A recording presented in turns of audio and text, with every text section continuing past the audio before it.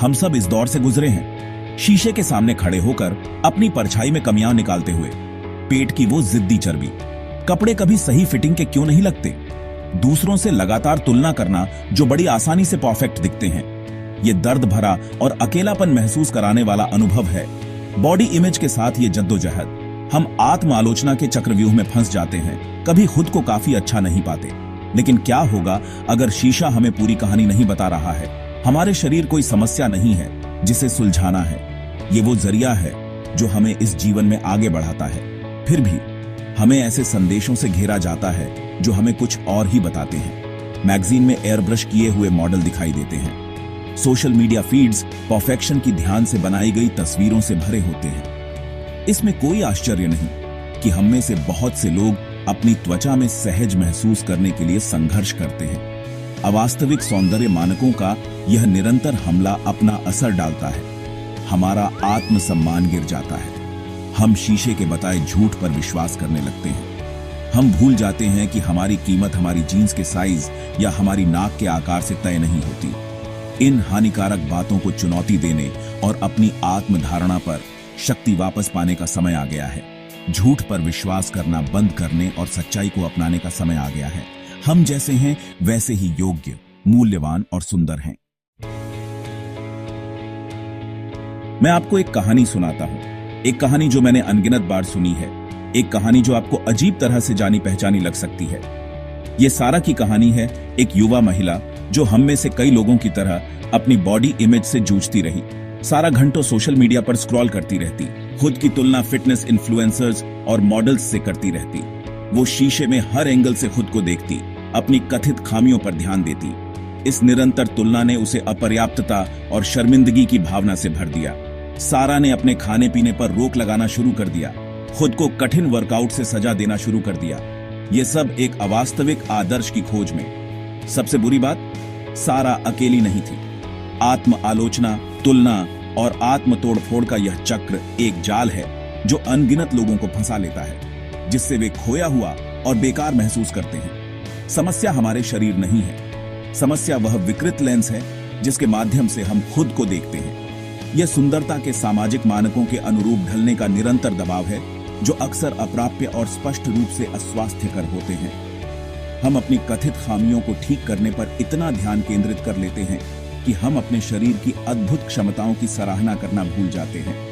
हम अपनी ताकत, अपने लचीलेपन, अपनी अनूठी सुंदरता का जश्न मनाना भूल जाते हैं। इस जहरीले चक्र से मुक्त होने और खुद के प्रति अधिक दयालु और यथार्थवादी दृष्टिकोण अपनाने का समय आ गया है। दिमाग दिखाता है, खुद के बारे में हमारी धारणा हमेशा वास्तविकता का सटीक प्रतिबिंब नहीं होती। यह हमारे विचारों, भावनाओं, अनुभवों और हमारे आसपास की दुनिया से हमारे द्वारा आत्मसात किए गए संदेशों का एक जटिल परस्पर क्रिया है। इसे मैं मन का दर्पण कहता हूं। अगर हम लगातार अपनी खामियों पर ध्यान केंद्रित करते हैं, अगर हम नकारात्मक आत्मचर्चा को अपने विचारों पर हावी होने देते हैं, तो हमारे मन का दर्पण एक विकृत छवि को प्रतिबिंबित करेगा। हम केवल वही देखेंगे जो हम देखना चुनते हैं, आत्म आलोचना और कम आत्मसम्मान के चक्र को कायम रखते हुए। हालांकि जिस तरह हमारा मन हमारी आत्म धारणा को विकृत कर सकता है, उसी तरह उसमें इसे फिर से आकार देने की शक्ति भी होती है। नकारात्मक विचारों को चुनौती देकर, आत्मकरुणा का अभ्यास करके और अपनी ताकत पर ध्यान केंद्रित करके हम उस लेंस को साफ कर सकते हैं जिसके माध्यम से हम खुद को देखते हैं। हम खुद को अधिक दया, स्वीकृति और प्यार से देखना शुरू कर सकते हैं। याद रखें, जिस तरह से हम खुद को देखते हैं, उसका दुनिया को अनुभव करने के तरीके पर गहरा प्रभाव पड़ता है। जब हम अपने बारे में अच्छा महसूस करते हैं, तो हम आत्मविश्वास बिखेरते हैं और सकारात्मकता को आकर्षित करते हैं। जब हम आत्मसंदेह के चक्र में फंस जाते हैं, तो यह हमारे जीवन के हर पहलू में व्याप्त हो सकता है। अपने मन के दर्पण पर नियंत्रण करने और एक ऐसा प्रतिबिंब बनाने का समय आ गया है जो हमारे वास्तविक मूल्य और सुंदरता का सम्मान करता है। हम तस्वीरों से भरी दुनिया में रहते हैं और कहीं भी यह सोशल मीडिया से ज्यादा प्रचलित नहीं है। जबकि सोशल मीडिया जुड़ाव और समुदाय के लिए एक शक्तिशाली उपकरण हो सकता है, यह बॉडी इमेज के मामले में एक लंबी परछाई भी डालता है। अपनी फीड्स में स्क्रॉल करते हुए हम परफेक्शन की ध्यान से बनाई गई तस्वीरों की बौछार होती है।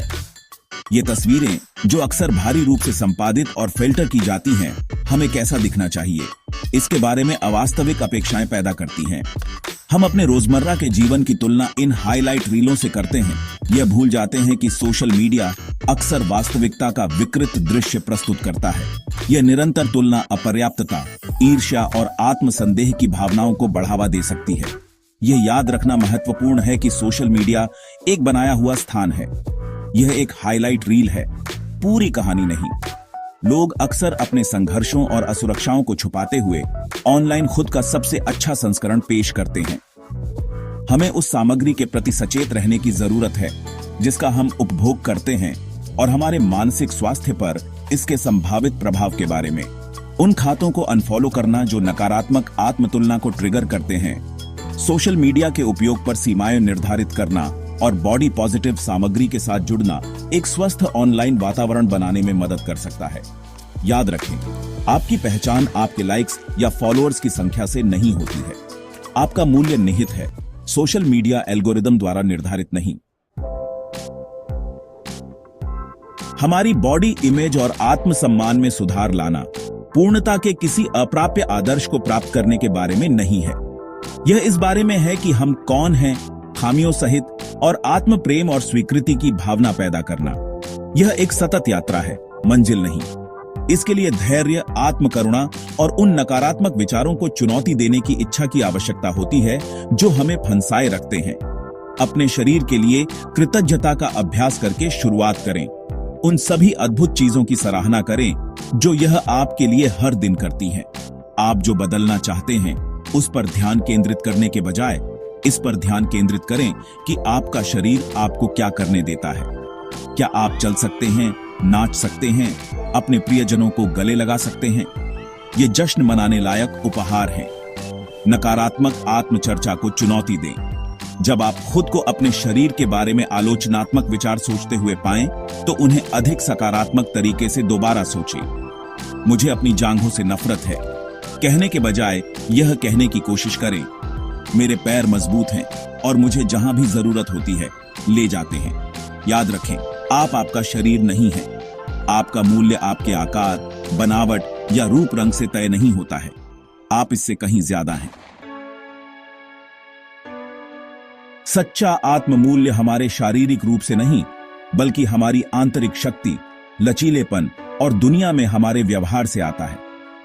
यह हमारे मूल्यों को अपनाने, अपने जुनून का पीछा करने और दूसरों के जीवन पर सकारात्मक प्रभाव डालने के बारे में है।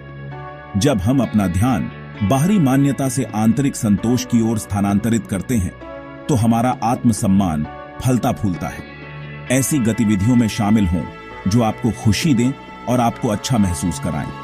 चाहे वह पेंटिंग हो, हाइकिंग हो, स्वयं सेवा हो या प्रियजनों के साथ समय बिताना हो, उन गतिविधियों को प्राथमिकता दें जो आपकी आत्मा को पोषित करें और आपको आपके जुनून की याद दिलाएं। याद रखें, आप अद्भुत चीजें करने में सक्षम हैं।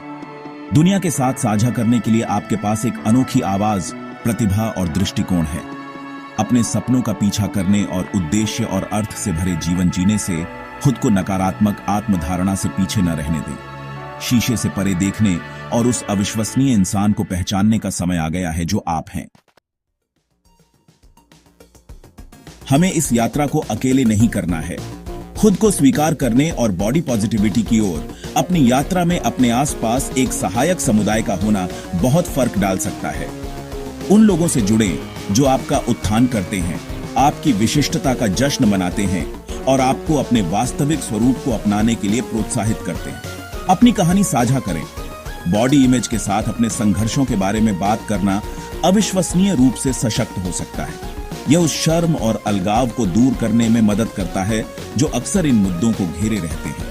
खुलकर बात करने से आपको यह जानकर आश्चर्य हो सकता है कि आपके आसपास कितने लोग समान अनुभव साझा करते हैं। याद रखें, आप अकेले नहीं हैं।